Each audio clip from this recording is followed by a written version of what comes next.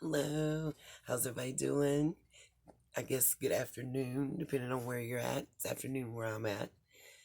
Um, it's number 2 for today, and I may even be able to upload a third one.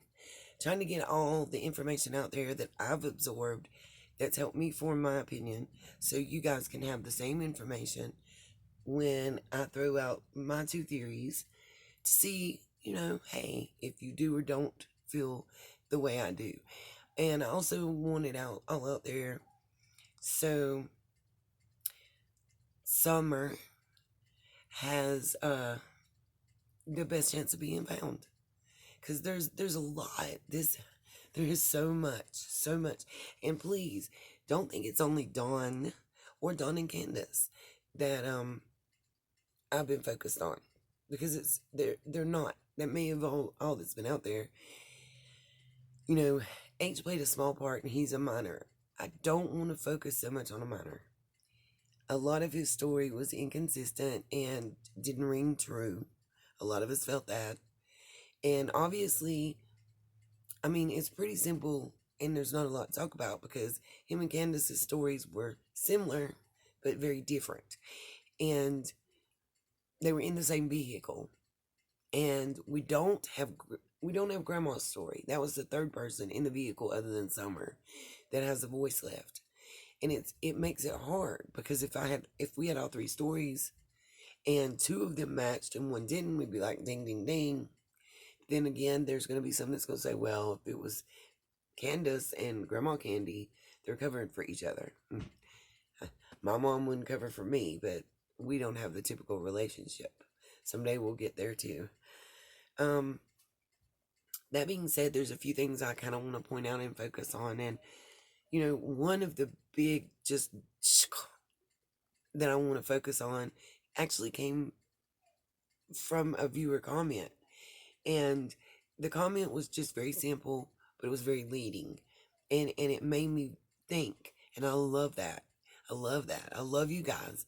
Your comments are awesome. I love the outpouring of love, and the outpouring of love for each other in my comments.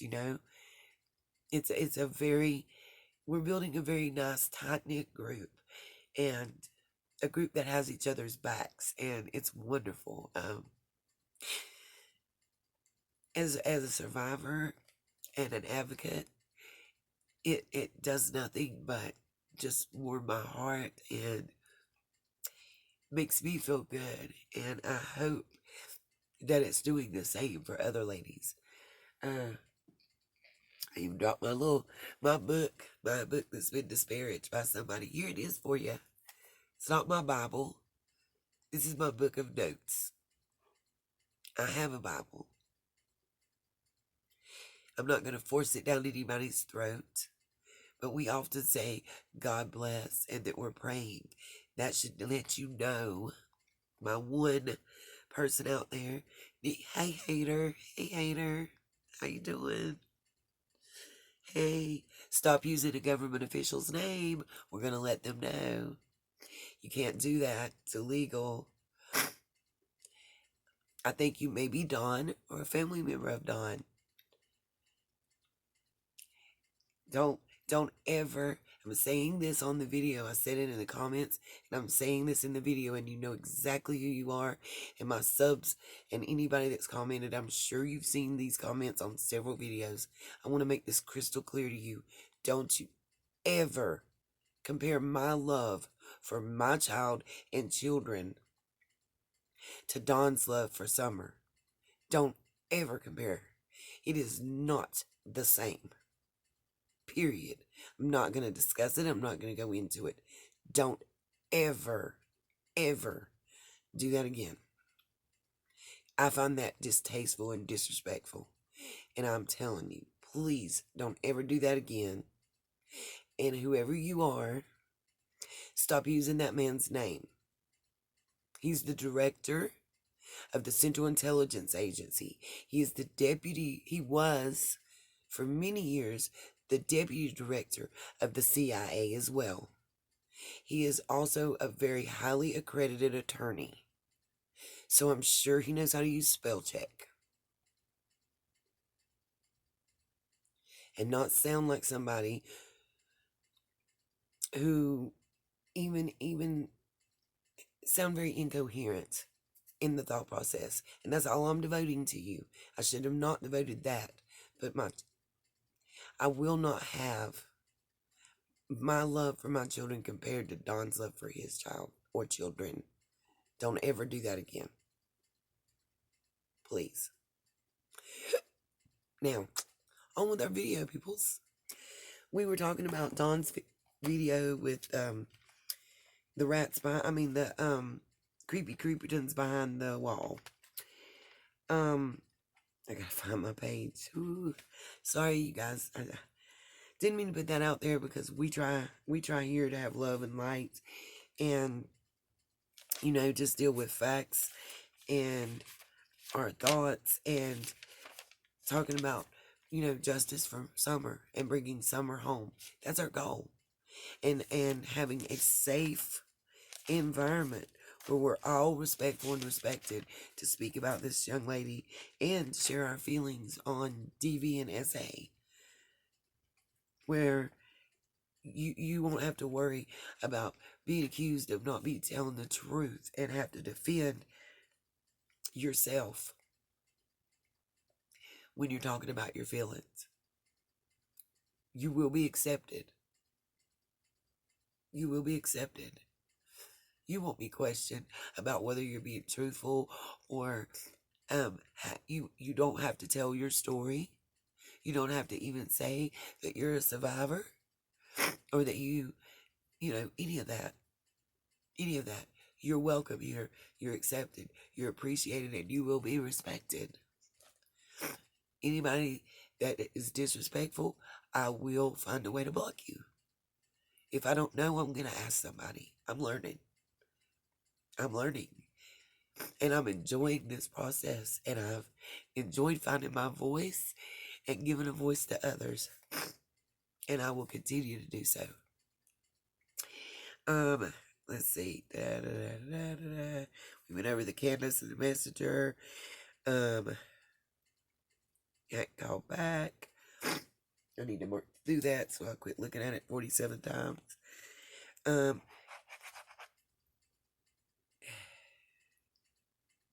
Okay, I've got notes, and I'm gonna just read a little bit of it, then I'm gonna tell you my thoughts, because I'm just over having to hold my tongue a little bit about how I feel.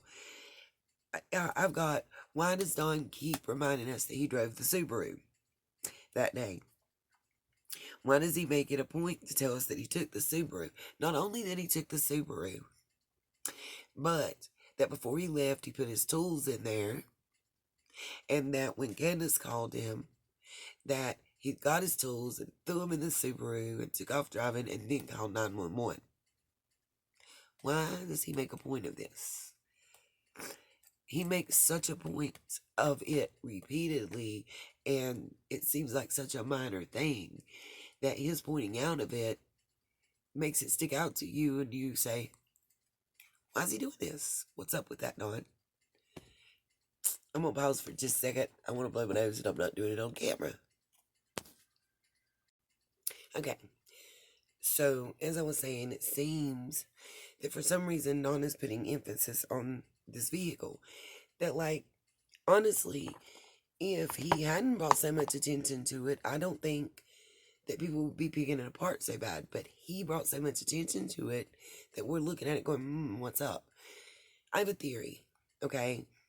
The truck, it doesn't have GPS and electronics and whatnot in it that this new vehicle probably has, that allows it to be easier to be pinpointed where it's at.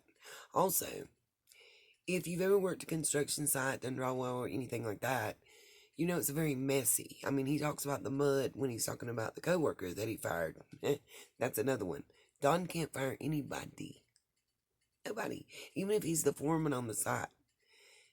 All he can do is send them home, and the owner, the contractor, however, has to make that choice and decision to terminate their subcontract.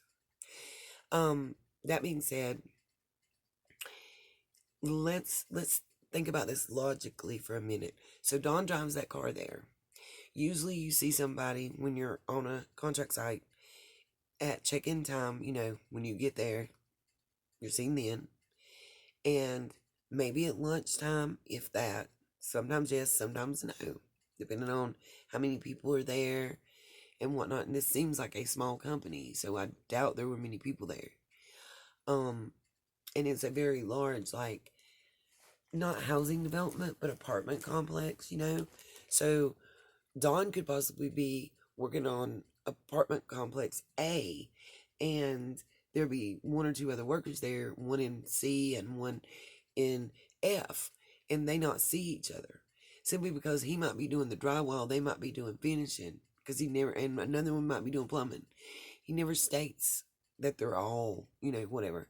But they're all doing different, like, portions, sections. One comes first, one comes second, one comes third, type thing. Or they're all doing the same task and they're assigned, individual complexes. If there's 10 and there's 3 people, or let's say 9 complexes and there's 3 people, they each get 3 apiece. Long story short, smaller work site, you're going to see each other at probably around the time you arrive, which is supposed to be the same time for everybody usually, lunchtime, and at the time you leave. It's a rare occasion for your boss to do just a pop-up, unless that's something that's been established. If you're on a larger site like I was when I worked, we had probably between electricians and data personnel, finishers, plumbers, all the different types of subcontractors available. We probably had somewhere between 800 and 1,200 persons on the site at a time. Which, if you're working something that's that large and got that many people going on, which is possible it was, Dawn doesn't state, so I really don't know. I have a feeling it was either very small or very large. They're kind of no in between. Either way, it's easy to get lost. And the technical term is stealing time. It's easy to do. And unless he's been known to do that before, they're probably not checking up on him. So why drive the red vehicle? GPS tracking reasons, which would mean this is all premeditated, which is kind of scary. You are setting up your alibi. You know that people are going to notice it. You know your coworkers are going to notice it. The boss thing, the big boss, he really doesn't state if the boss came by and they talked, if he called and they talked, if Don called him and they talked, but he does state that the boss knew he drove the red vehicle. And they're also joking him. The reason they're joking him is if you can afford to, nobody's driving a good vehicle on a construction site to get beat up, dinged up. It's like kind of leaving it in a big shopping center parking lot near the front parking area where there's heavy traffic all day, as well as the mud that he's talking about they mix up to do the drywall gets dried on your tools, or it can be wet when you put them in, and that car has black interior. You're not going to want to get it all over. Long story short, wrap it up, Anita. I believe that he drove that vehicle to establish his alibi, which is that he was at work that day, all day, and couldn't have assisted. And it's not a very good one. He could easily have pre-planned with Candace or anyone else that would keep his secrets to come and pick him up at a specific time on the job site and then come back and drop him off. Don't worry about the phone tracking. Lock it in the car. Lock it up in the apartment. You can always have calls forwarded to other phones too. Just saying.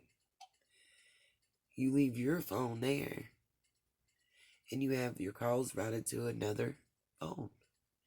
So no one knows you're not there, but it's pinging like you are. As far as I know. That's a very technical question that is a little bit beyond my scope, but I would love to know the answer to that on the forwarding. But just a little food for thought there. Now, Guys, gotta get my coffee in me. Sorry. And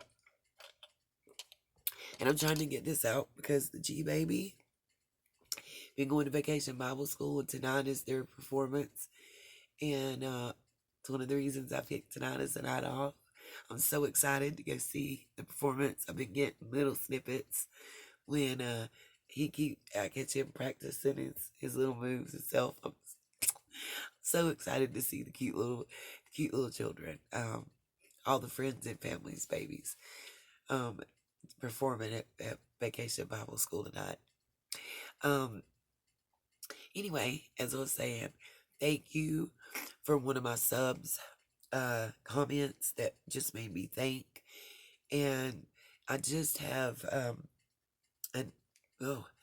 actually, hold on. I'm getting out of sequence here. I did want to point out also during this interview about, prison voices from behind the wall. Someone said it was awesome.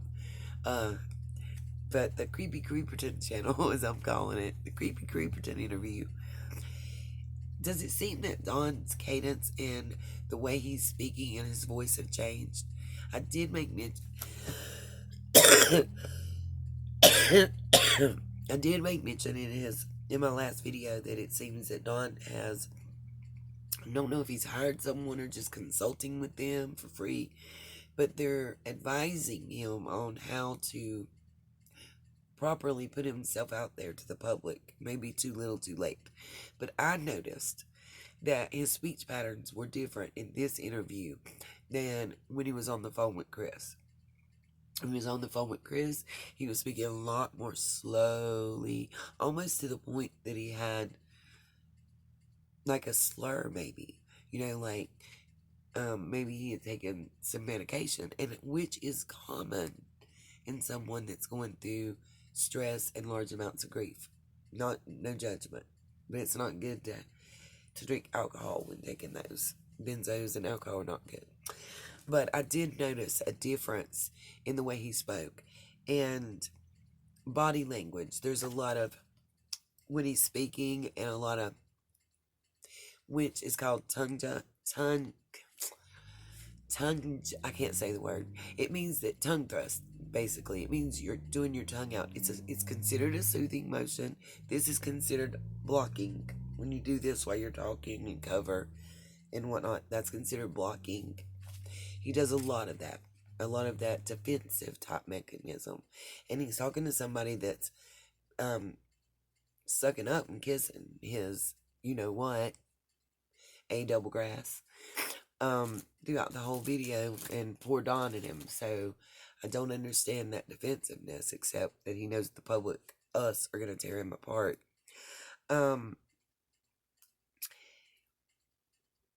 I wonder how many times he drove that truck to work since that day as well. Let's see, we went over that.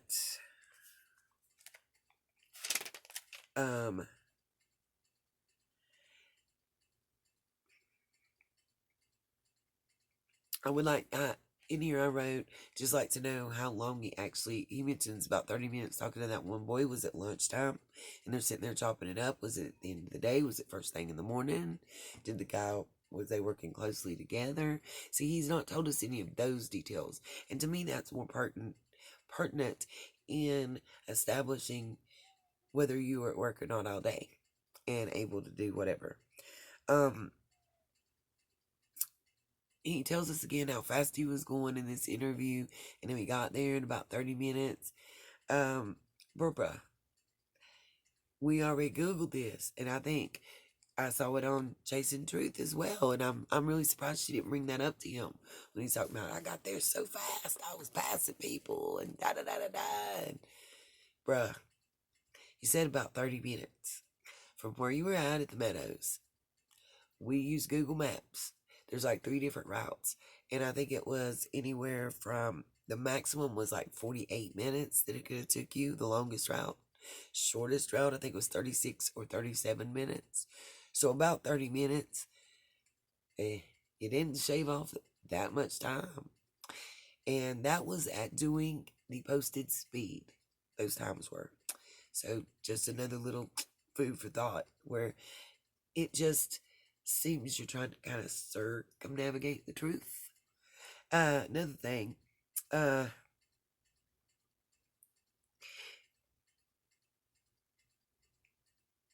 okay, first of all, the whole, did Chris call you? Did he tell you it's going to be recorded? I call BS, okay? Number one, you would have to be a complete idiot all the times that you've dealt with law enforcement and knowing that Chris is ex-law enforcement to think that you're not being recorded in some fashion. I don't know of one YouTuber out there that would do a phone call and not record it, because if you do, that person can come back and say that you said or did anything and you have no way to defend yourself. So if you would think of doing it out there, I'm putting you up on game to record. In my state, only one person has to know you're recording. So if there's two on the phone call, only one has to know. And it doesn't have to be the person that, like, if I call you or you call me, I can record you and I don't have to tell you. Period. Just know that. Know the law of your state. It's different state to state. So I don't know what it is for Tennessee. And I'm not going to speak on it because I haven't researched it. And I'm really not going to, because it seems stupid to me to placate somebody like that. Number one, I don't care if Chris called him 197 times an hour. Go press harassment charges, bruh. Don't poor mouth. Don't poor me and pitiful me. I'm so sad and pitiful. I called him and he recorded me and made me sound terrible the way he edited. First off, bruh, he'd already interviewed Candace. Okay? And second off, he talks about editing H's interview, Allie's interview, and Candace's interview. Dawn, you came last. You were the caboose in this situation, boo boo. And you're supposed to be the smartest one of the bunch. I don't feel sorry for you on this interview part. Whether Chris is right or wrong, I'm not debating that part. What I am debating is you should have assumed, you should have thought, you should have figured, or you should have opened your mouth and asked about being recorded. And furthermore, even if Chris did call you first and you called him back, Chris did not pick up your phone and dial the number to call himself. And he didn't stay on the phone for 2 hours or better and do an hour and an hour and 40-minute interview. You could have hung up at any time. As a matter of fact, y'all got disconnected, and I think you're the one that called back then too, Don. You're a grown ASS man. Act like it. You've had more involvement and know more about the process of dealing with law enforcement than you're trying to act like you do. You are not Rebecca of Sunnybrook Farm. You are not a newborn innocent. That's who's missing. Your 5-year-old daughter. She's the innocent in the situation. So I have no sympathy and pity for you. You can talk all the crap you want to talk about me. You can treat me like a dog dragging me through the mud up and down the street if one of my kids is missing. I don't care if what you do helps bring them back to me. Now, 2 points I'm going to make before I get timed out. This first one is the one that comes from my sub and their comment. We've all talked about Summer's head being shaved and the inconsistencies with Candace saying that Summer wanted her hair shaved like Candace and the boys, and Don right there like that, almost cutting her off and interrupted starting and saying how Summer tried to shave her hair, it got out of hand, and that Candace subsequently shaved her head to make Summer feel better. Okay, go watch it, Sermon on the Mount. Okay, the thing that was brought to light or said that I never thought about, but it makes a whole lot of sense. There was already a CPS investigation underway before Summer came up missing. And drug tests have been mentioned. So, if everybody's head is shaved, you can't do the hair follicle test that DSS here in my state likes to do on the children and the adults. Just a thought. Just a thought. I never thought of it. It never dawned on me that that might be why little Summer and Candace and the boys shave their heads. But it very well could be. I've known of it's happened before. I know of a male that shaved his head, chest, private area, all, so that DSS couldn't take the hair samples. But they can do nails. I don't know if they will because it's way expensive. They can do toenails and fingernails. A lot of people don't think of that. But I digress. That was just a point to be made. Let's see.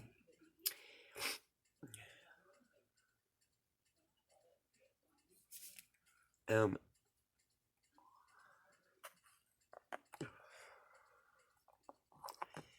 they they talk about in the behind the wall thing about how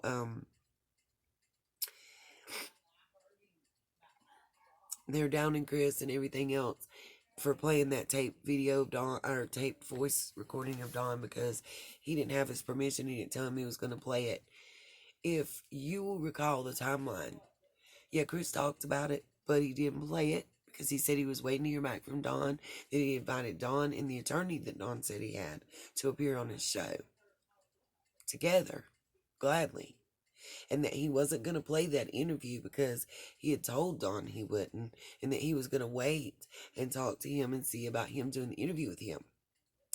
Then the next day, after Chris does that and talks to us about it and doesn't play it and just gives us a few highlights, the next day, Don comes out that he's going to do the interview with the Creepy Creepertons because Chris tricked him.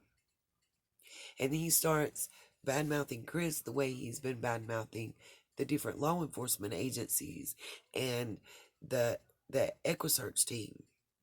He starts talking and disparagingly about Chris the way he has been talking about those folks, which should tell us all something. Why are you putting down everyone that's trying to help you find your child, that's not coddling you, Donnie? And then his sister, of course, told us that that's how Don's used to be treated, is coddled.